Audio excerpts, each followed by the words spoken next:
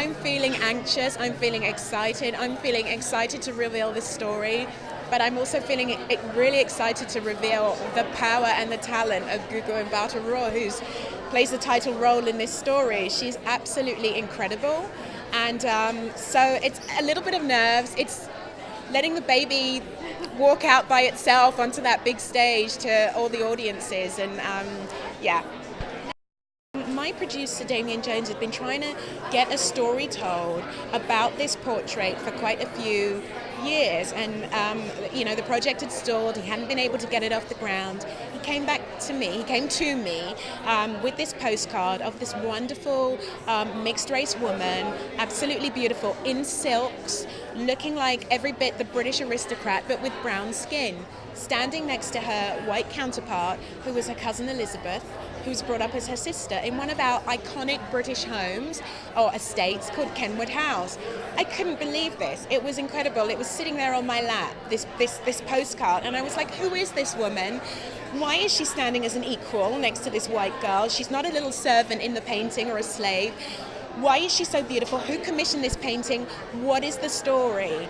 And from there, luckily I was commissioned as a writer and a director on the film.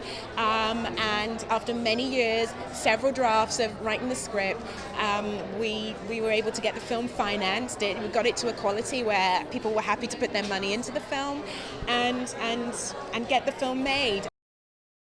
This is a story that is a love story, as you say. It's also a story about race, class, status, the woman's place. All of these are very, very important.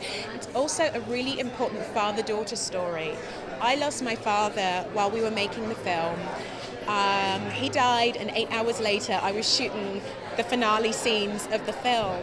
And so it was so important for me to honor my love for my father and that relationship with my father in the relationship between Dido Elizabeth Belle and Lord Mansfield that we know existed.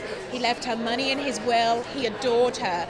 That is documented in history, and I wanted to make sure that was up on the screen. So what I want the audience to take away from it is there are two more heroes in our history that we can celebrate.